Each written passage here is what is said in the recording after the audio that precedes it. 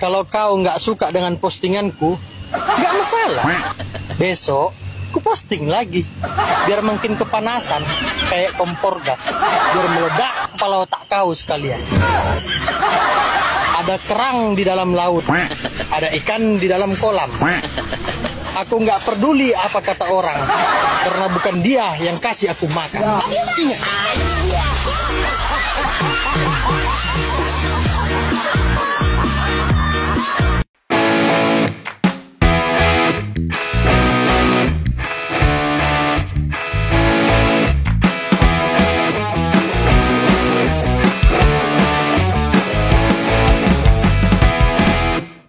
Oke guys, assalamualaikum warahmatullahi wabarakatuh. Kembali lagi bersama Blacker Majenang. Guys, kali ini kita akan membahas Mas Wapres ya guys ya, yang dikarenakan sekarang media Indonesia khususnya itu tidak pernah ataupun jarang meliput tentang kinerja Mas Wapres ya guys ya. Wow, ini kalau menurut saya kayak sedikit mau memisahkan antara Prabowo dengan Gibran. Tahu tidak? Walaupun media, TV ataupun apalah itu tidak mempublikasikan apa yang dilakukan oleh Mas Wapres, saya yang akan mempublikasikannya. Karena saya yakin lah ya, kalau Mas Gibran itu nanti akan menjadi calon pemimpin masa depan untuk Indonesia, biar Indonesia semakin menyala. Mantap pokoknya ya guys ya, kawal terus pokoknya itu untuk Mas Wapres kita guys. Dan di sini kita akan membahas juga tentang para kaum sakit hati guys ya, yang dari dulu bahkan sampai mati itu akan sakit hati terus. Bisa-bisanya guys menyuarakan disuruh mundur sebagai Wapres. Woi, tolong. Ya emang sih ya guys ya, kalau orang yang ngaku cerdas ya kayak gitu guys. Oke, ini beritanya. Gibran mundur aja jadi Wapres kalau nggak mampu. Netizen pengen Gibran mundur. Kadrun ini tetap teriak-teriak Gibran mundur, Gibran mundur. Kamu itu kan kadrun kamu itu. Orang stres kamu itu. Nggak bisa Gibran itu mundur, kecuali rakyat yang minta mundur. Kalau Anda itu emang siapa? Teriak-teriak Gibran mundur aja, Gibran mundur aja. Emang Anda siapa? Anda itu orang sakit hati, masih tetap sakit hati. Tidak mau menerima kenyataan lah. Mikir Anda itu. Anda itu gila jabatan Anda itu. Dibayar berapa Anda itu? Bilang Gibran mundur aja, bilang mundur aja. Bilang netizen minta mundur, netizen minta mundur. Mana netizennya? Jangan bawa-bawa netizen sama rakyat Anda itu. Rakyat sangat setuju Pak Gibran tuh jadi wakil presiden. Mana ada wakil presiden termuda seperti Pak Gibran bisa turun ke lokasi itu, mana? Kecuali Anda yang nggak setuju, karena Anda itu orang stres, orang gila. Grupnya kadrun itu. Jangan bawa-bawa rakyat ya. Gibran yang mitologis adalah Gibran yang mitos. Anak muda yang hebat guys. Yang Assalamualaikum Bapak. Salam waras Bapak. Ya emang betul Gibran tidak hebat Bapak. Tidak hebat. Gibran itu apa Bapak? Mungkin lebih hebat Bapak no. Lebih hebat Bapak itu Pak. Tapi tidak butuh hebat Pak. Pemimpin itu tidak butuh hebat. Yang penting bisa bekerja dan mau bekerja. Kalau sekedar hebat banyak Pak di Indonesia Pak. Tapi tidak bisa kerja. Tidak ada untungnya Pak. Bapak pinter, neliti orang-orang yang Bapak sekiranya anggap rendah, benci, dan sebagainya. Tapi Bapak neliti sendiri tidak bisa, Pak. Neliti diri kekurangan apa tidak bisa begitu, Pak. Kalau hanya meneliti orang itu gampang, Pak, mudah, Pak. Lihat, Pak, gajah yang besar itu tidak kelihatan kalau diteliti diri sendiri, tapi semut kecil untuk orang lain bisa kelihatan, Pak. Salam waras, Bapak. Dan gak kasih sambutan di MTQ Nasional 7 Korpri di Palangkaraya pada Senin lalu. Bukan gak bisa ngomong, tapi Mas Gibran tipe yang gak banyak bicara, namun lebih milih fokus banyak kerja aja. Kalau mau lihat Gibran bicara, banyak kok dokumentasi Mas Gibran ngomong pas jadi wali kota Solo.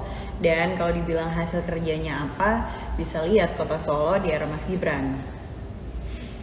Atau coba deh cek lagi pas debat Pilpres dulu ketika jatahnya Mas Gibran harus ngomong.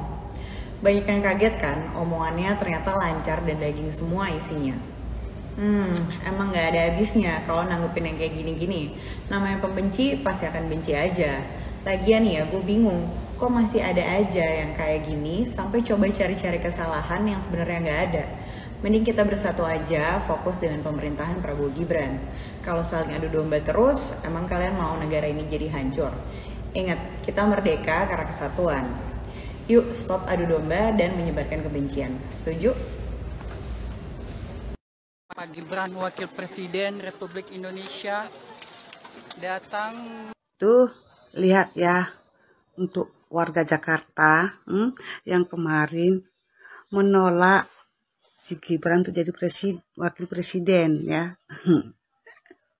Sekarang kalian tengok kan, dia kerjanya itu nggak pelengak-pelengok, langsung terjun ke lapangan, meninjau para korban yang kena musibah ya. Loh, si Rano Karno kemana?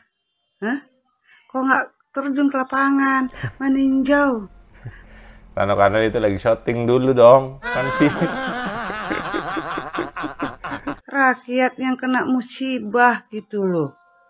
Dulu waktu banjirnya Jakarta, Rano Karno nggak nongol, nggak meninjau rakyatnya, nggak mengasih bantuan. Nah, sekarang juga begitu. Setiap ada kejadian masalah musibah di Jakarta, kok si Rano Karno sama si Pramono kok ngumpet? Apa terlalu masih berpesta-pesta atau masih merayakan hari kemenangan dia? Kok nggak berhenti-berhenti menikmati hasil kemenangan dia jadi gubernur DKI Jakarta? Ini malah wapres yang turun ke lapangan meninjau. Emang baik kali Mas Gibran ini. Dia selalu meninjau rakyatnya yang kena musibah, ya atau dia NTT, semua ditinjau duit ya. Rakyat Indonesia yang kena musibah gitu loh. Emang keren betul. Emang Pak Prabowo nggak sia-sialah memilih Mas Gibran untuk jadi wakil presiden. Oh, good luck. Aduh. Emang Mas Gibran ini sudah diutus Tuhan supaya dia jadi wakil presiden ya, untuk mendampingi Pak Prabowo. Ya kayak gini. Jiwanya, manusiaan dia sangat kuat. Dia nggak bisa duduk tenang di kantor. Dia langsung turun ke lapangan meninjau para korban yang kena musibah. Gitu loh. Emang nggak kaleng-kaleng si Gibran ini ya. Aduh. Wapres. Keren kan. Lah, Rano Karno kemana ya? Ada tahu nggak kalian kemana si Rano Karno sama Pramono? Kok nggak nongol? Udah berapa hari loh itu kebakaran. Gak kelihatan. Heran. Semua beliwiran ini postingan kebakaran di Jakarta. Gak kelihatan tuh terjun ke lapangan. Karena kemarin tuh kampanye janji manisnya banyak. Ternyata janji manis tinggal manisnya. Aduh. Giliran menang lupa dengan rakyatnya. Tuh. Nikmati ya. Untuk warga Jakarta yang telah kalian pilih. Si Pramono sama Rano Karno. Ada nggak kelihatan? Panggil tuh. supaya dia ngasih bantuan tuh rakyat Jakarta yang kena musibah. Kalian lihat tuh kan, itulah hasil pilihan kalian. Aduh. Terimalah risiko ya. Gue heran. Tolong itu cari kalian tuh kemana. Tolonglah. Jangan sembunyi. Jangan ngumpet. Lihatlah rakyatnya Pak Rano Karno. Jangan tutup mata. Ya. Jangan masa untuk rakyat ini kayak gini gak turun ke lapangan. Masa jadi langsung wapres turun ke lapangan. Aduh. Parah betul. Janji tinggal manis lah. Kacau balau. Pilihan kalian lah itu kan. Rano Karno. Menyala kalian bilang. Ternyata betul menyala Jakarta. Panggil itu Rano Karno. Kasih bantuan. Dapat bantuan kalian. Ya. Bolong. Kion. Tak tunjuki videone masih. Karo masyarakat. Bolo, rasane yo dalam banget lihat ini. Ini kan kayak Pak D banget gitu loh. Dan ini bisa jadi kerinduan masyarakat terhadap sosok pemimpin yang seperti Pak D yang terwariskan ke masih. Jadi wajar kalau masyarakat mengeluh-ngeluhkan sampai begitunya. Karo anak sekolah, Mas Gibran keren ya Bolo, ini lihat. Datekne Bolo, wapres kok cool, keren, elegan, smart, karo anak-anak sekolah ki yo gitu banget, gitu milenial banget gitu loh yo. Lah ngene iki yo enek wae iki Bolo, sing cukrek kowe. Kayaknya sih mereka itu pengennya itu memisahkan Mas Gibran karo Pak Prabowo. Dora ngerti. Lah ini loh, dua pasangan anak bangsa yang sangat ideal dan sangat visioner gitu ya. Keren tau Bolo ya. Mantap. Lah ngene iki Bolo, ijek enek wong sing ya ora seneng. Enek we caranya. Nah sekarang ini kan sudah bagus. Pak Prabowo dengan Mas Gibran itu adalah perpaduan dua generasi yang sangat luar biasa. Nah ngene kok arep diungkrek-ungkrek, arep misahke Mas Gibran karo Pak Prabowo. Ujung-ujungnya iki gorarkan nangkal gimana mereka itu berupaya agar Mas Gibran nanti tidak sampai 2029. Nah ini kita nggak boleh diam. Ini anak bangsa yang bagus, generasi yang bagus. Dan saya yakin Pak Prabowo juga tahu itu. Dan Pak Prabowo juga menyadari bahwa kemenangannya tidak terlepas dari anak muda Mas Gibran ini. Ini potensial. Jadi jangan malah kebolak-balik. Dan ini kalau kita diam, narasi-narasi yang mendistorsi Mas Gibran, upaya-upaya untuk memisahkan Mas Gibran dengan Pak Prabowo itu akan semakin masif. Nah padahal beliau berdua ini enjoy wae, berbagi tugas dengan baik, koordinasi berjalan dengan baik, komunikasi ya jelas sebelum mereka itu berpasangan itu sudah terjadi komunikasi yang baik. Inget iki rada kejet-kejet sing ra seneng. Piye Bolo komene? Mantap. Oke Bolo. Dari keluarga Joko Widodo itu untuk meminta Gibran mundur. Manusia satu ini mengatakan kalau negara ini mau berjalan dengan baik, keluarga Bapak Jokowi harus memaksa mundur Mas Gibran. Kalau itu tidak dilakukan, katanya perlu diperiksa kejiwaannya. Apa pula hak mereka ini menyuruh Mas Gibran mundur? dari jabatannya. Iya kan? Mas Gibran dipilih oleh rakyat negeri ini mendampingi Bapak Prabowo Subianto. Kenapa mereka malah menyerang Mas Gibran? Karena mereka tidak bisa terima kekalahan yang mereka dukung. Iya kan? Mengatakan perlu diperiksa kejiwaannya. Yang perlu diperiksa kejiwaannya kan mereka ini semua. Manusia-manusia laknat ini. Orang yang dipilih oleh rakyat negeri ini untuk memimpin bangsa ini. Apa pula hak mereka menyuruh mundur? Malah memaksa keluarga Pak Jokowi untuk menyuruh mundur Mas Gibran. Yang perlu diperiksa kejiwaannya kan mereka ini semua. Karena mereka ini satu kelas ini sama Amin Rais. Iya kan? Yang memang udah gila semua. Udah nggak waras. Tapi merasa pintar, merasa cerdas. Karena mereka ini semua sakit hati. Nggak bisa berbuat apa-apa di tangan Pak Jokowi. Pak Prabowo menunjuk Mas Gibran sebagai wakilnya, dipilih oleh rakyat.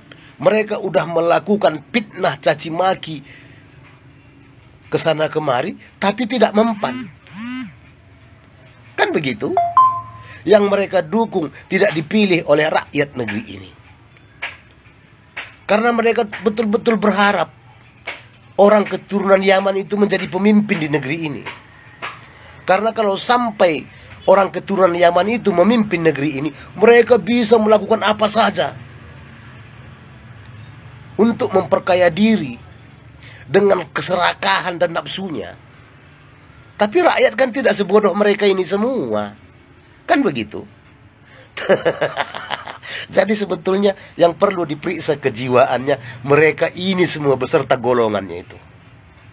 Ya, Mas Gibran bekerja sesuai dengan prosedur dan undang-undang. Tidak ada Pak Jokowi dan Mas Gibran memaksa rakyat negeri ini untuk memilih Mas Gibran. Tidak ada sama sekali. Rakyat cerdas. Tahu mana yang terbaik untuk memimpin bangsa ini. Bukan seperti mereka ini semua. Kumpulan-kumpulan manusia laknat ini. Yang merasa cerdas dan pintar. Iya kan? Mereka pintarnya cuma membohongi rakyat. Memprovokasi rakyat. Mereka pintarnya cuma memfitnah. Ya? Tidak ada yang bisa mereka lakukan. Selain itu, selain memfitnah, mencaci dan menghina, itu yang paling bisa mereka lakukan. Ya? Jadi supaya kita tambah mengertilah ke depannya. Siapapun calon kepala daerah yang mereka dukung semua, itu tak perlu dipilih. Karena tidak akan sesuai dengan yang kita harapkan kinerja kepala daerah yang mereka dukung. Ya, tidak akan amanah. Udah bisa kita lihat bagaimana kinerja Anies Baswedan selama 5 tahun memimpin DKI Jakarta. Ya? Ada itu sih.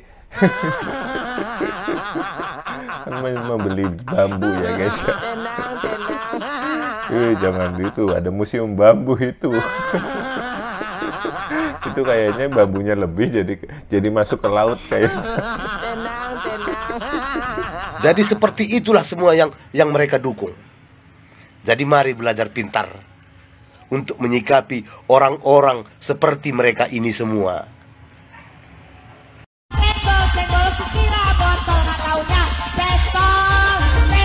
Kalau gue sih percaya Gibran ini punya potensi buat jadi presiden. Entah 2029, entah 2034. Gue percaya Gibran itu punya potensi buat menangin pilpres. Yes, karena Gibran tahu cara mainnya buat nggait market yang dia tuju. Dan market dia itu besar. Market dia itu mayoritas. Betul itu. Mas Gibran calon penerus pimpinan Indonesia. Ingat itu. Dan untuk kalian para kaum sakit hati, silahkan kalian cari terus apa kesalahan Mas Gibran. Biar kalian itu ada kerjaan. Soalnya apa guys, kalau yang sudah punya rasa sakit hati yang mendalam, pokoknya sakitnya tuh bener-bener guys. Sakitnya tuh di sinilah pokoknya. Tenang. Kita ingat dulu, Pak Soekarno bilang kita butuh 10 pemuda yang hebat untuk memajukan Indonesia. Sekarang baru 1 guys, ini baru 1 mereka kewalahan. Wah, gimana guys ini ya?